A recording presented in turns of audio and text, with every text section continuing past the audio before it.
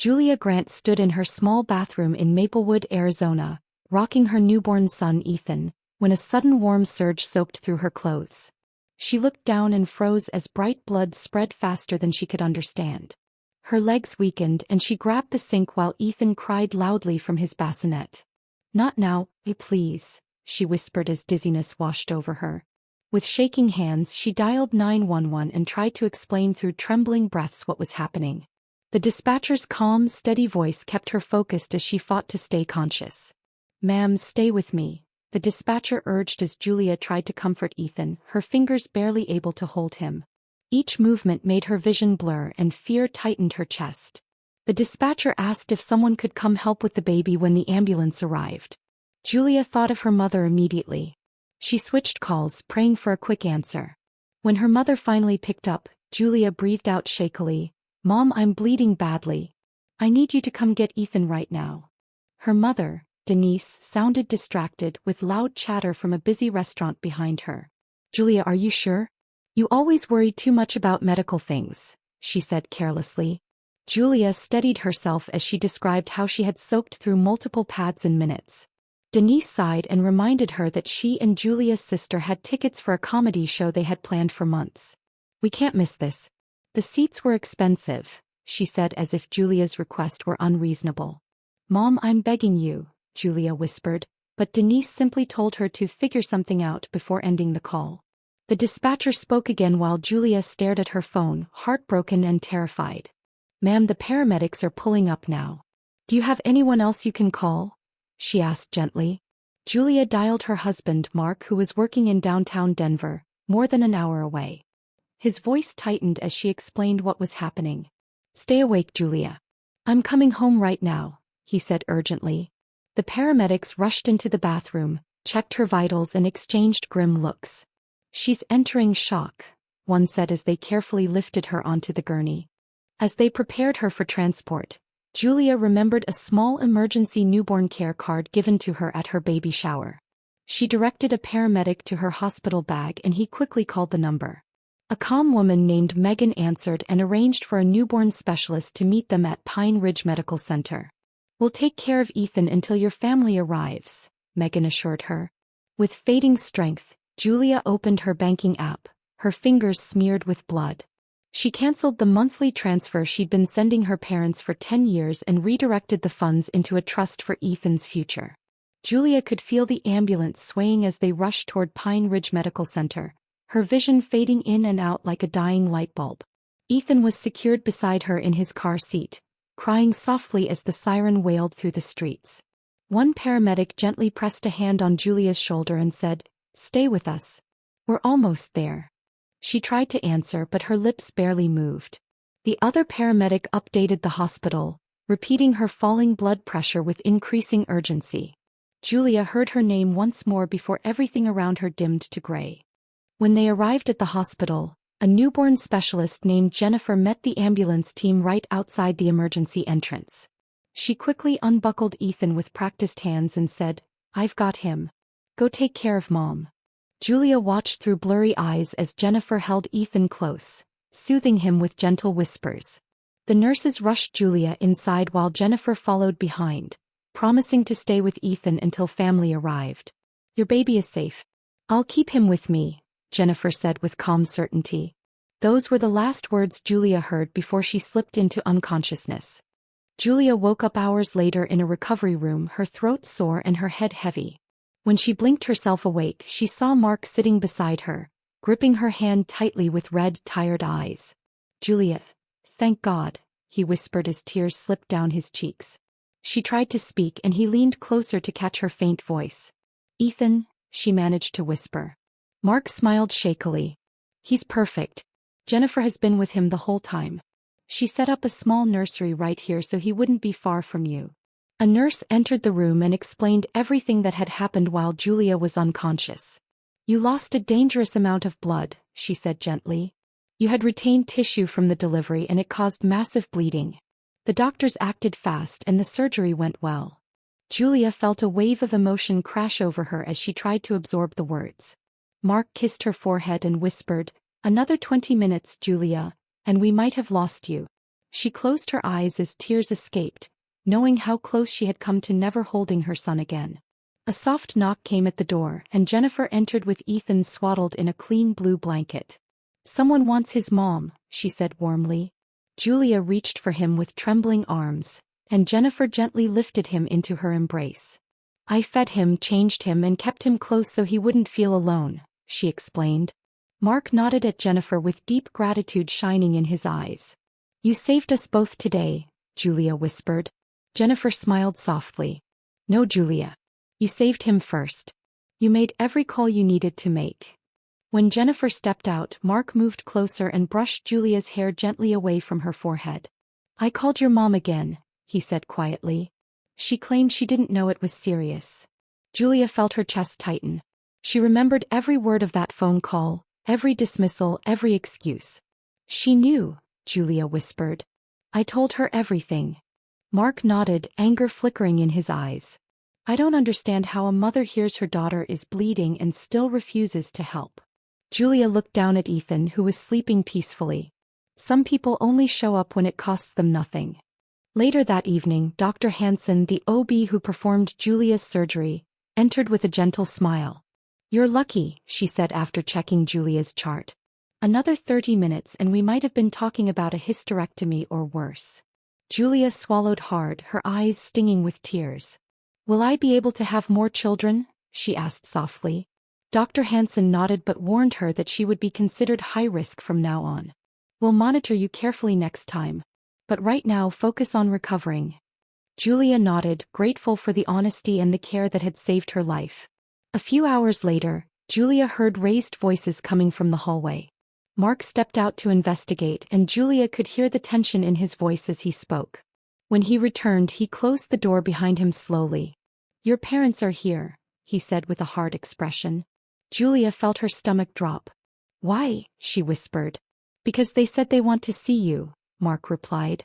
"But I told the nurse not to let them in. Not until you're ready."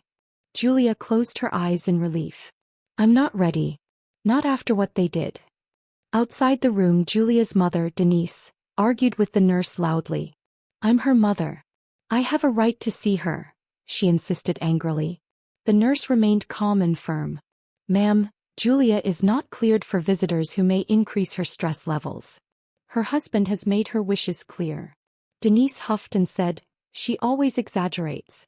It couldn't have been that serious." Dr. Hansen, walking by at that moment, stopped abruptly. "It was that serious," she said sharply. "Your daughter lost half her blood volume.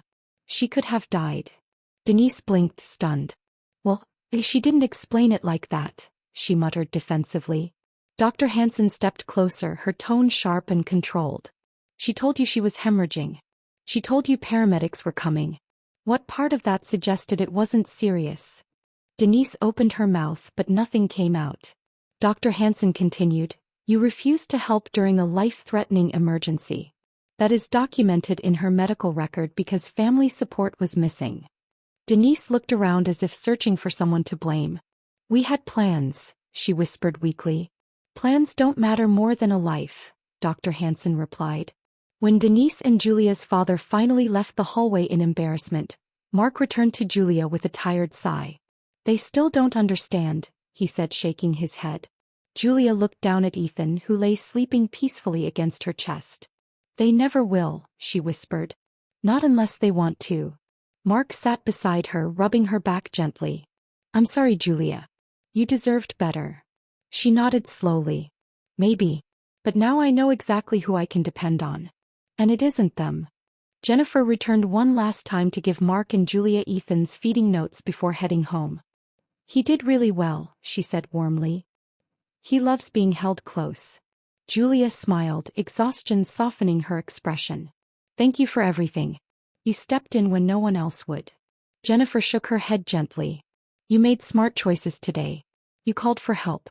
You protected your son even while you were fighting to stay conscious." Mark added softly, "You were a blessing to our family." Jennifer smiled. "Get some rest. The hard part is over."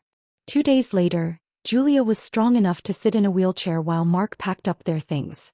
A social worker entered to review the discharge instructions and ask about their support system at home. Julia hesitated before answering.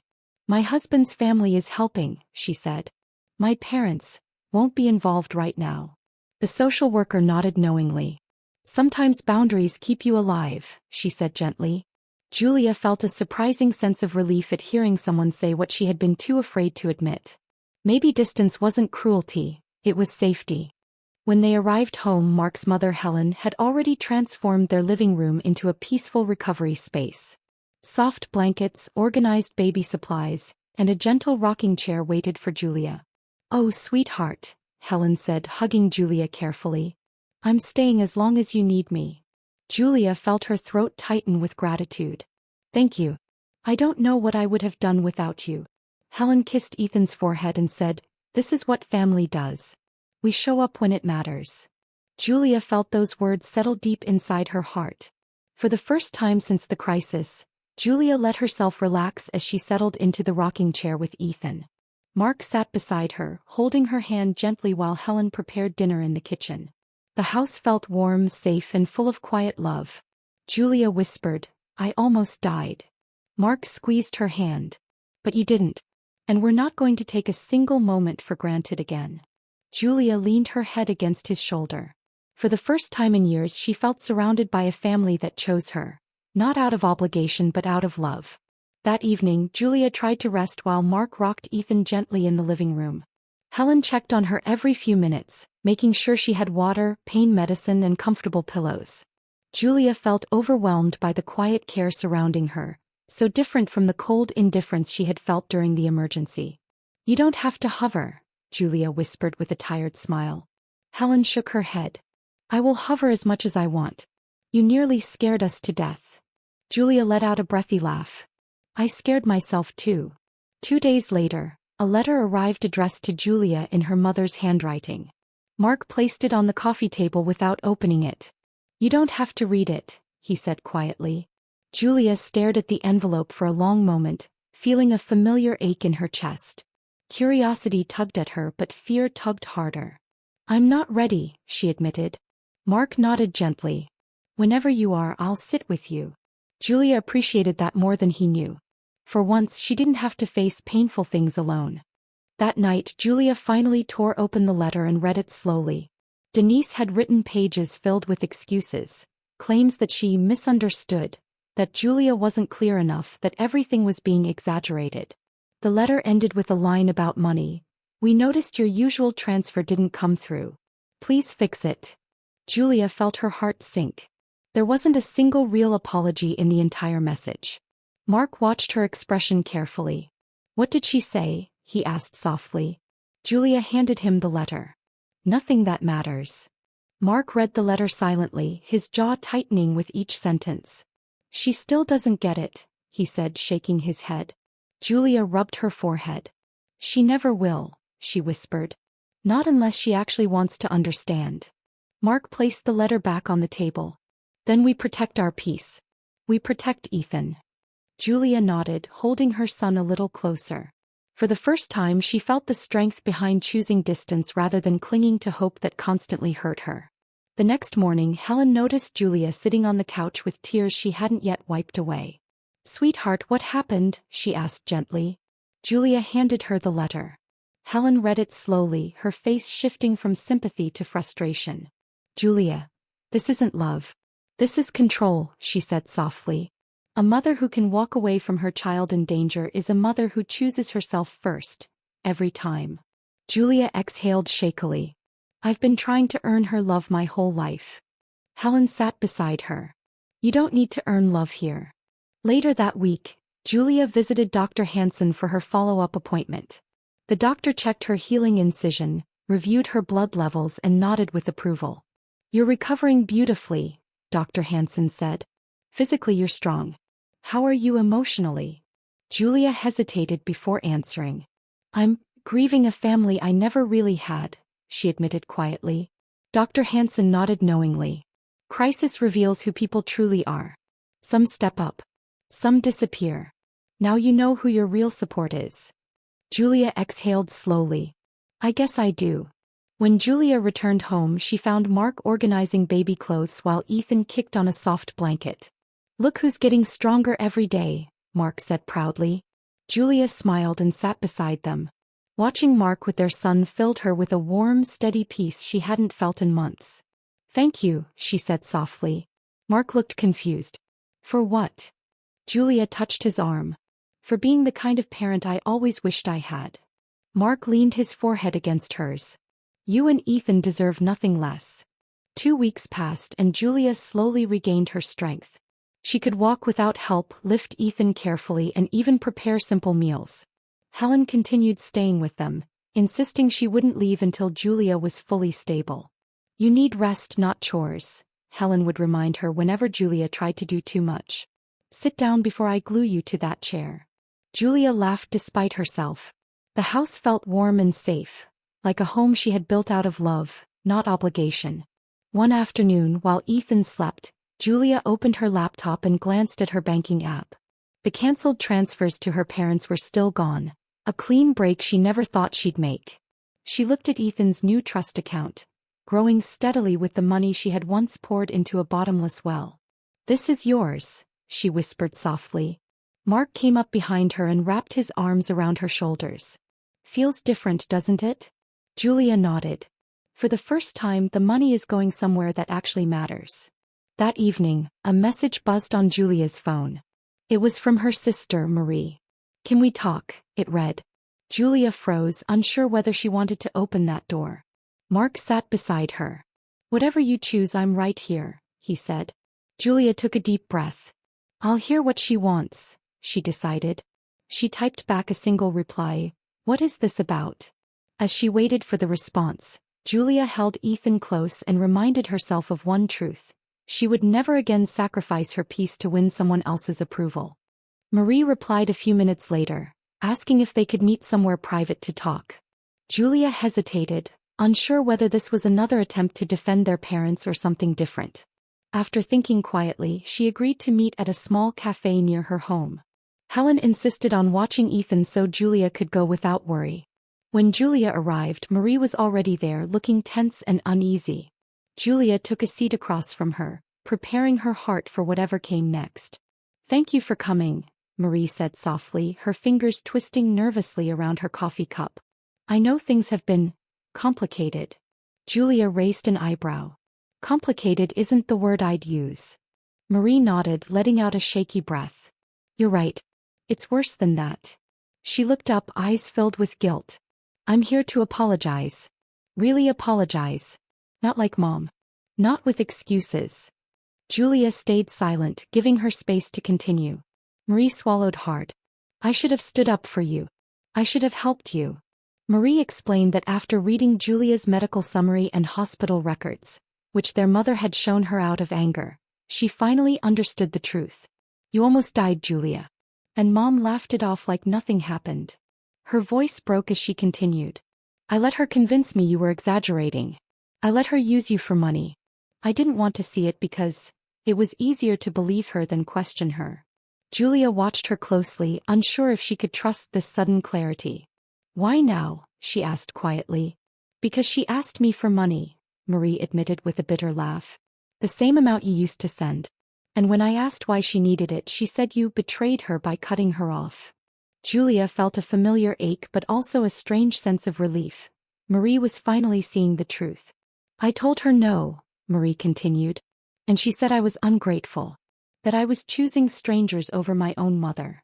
She looked up with tears shining.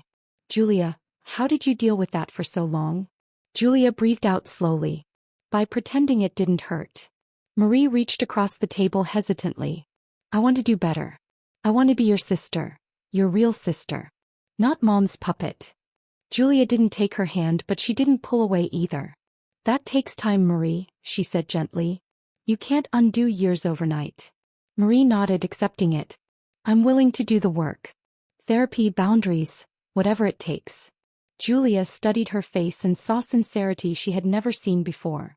Then start there, Julia said softly. Prove it with actions, not words.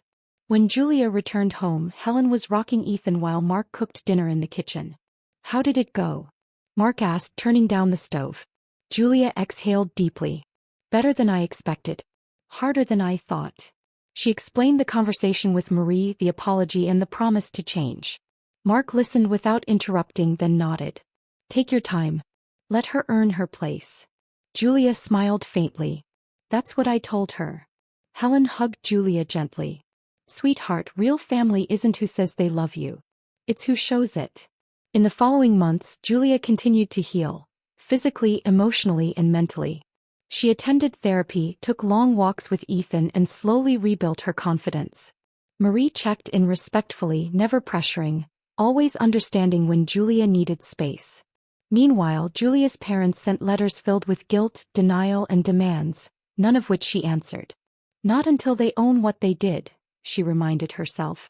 With every boundary she set, she felt lighter, stronger, and more certain that protecting her peace was not a punishment, but a blessing. 1 year later, Julia hosted a small celebration for Ethan's first birthday. The house was filled with warm light, laughter, and the comforting smell of homemade cake. Helen held Ethan proudly while friends toasted to his milestones. Mark wrapped an arm around Julia's waist. Look at this, he whispered. Look at everything you've built. Julia smiled, her heart full. This is family, she said softly. Helen nodded from across the room. The kind that shows up, she added with a proud grin. Later that night, after the guests had gone home and Ethan was asleep, Julia stood quietly in the doorway of his nursery. Mark joined her, slipping his hand into hers. Do you ever miss them? He asked gently. Julia thought about her parents, their empty apologies, their excuses, their refusal to see her pain. Then she thought about the night she nearly died, the silence on the other end of the phone, the concert that mattered more than her life. No, she whispered. I miss the parents I wished I had. Not the ones I actually got. Julia turned toward Mark, her eyes soft but steadfast. I learned something the night I almost died, she said quietly. Some people only love what you give them, not who you are. Mark squeezed her hand gently. And you stopped giving them your peace. Julia nodded. I gave it to myself. And to Ethan. She looked around at the home they had built, warm, safe, full of real love. Family isn't who shares your blood, she whispered. Family is who shows up when you're bleeding. With that truth anchoring her heart, Julia stepped into her future, whole, free, and finally loved the way she deserved.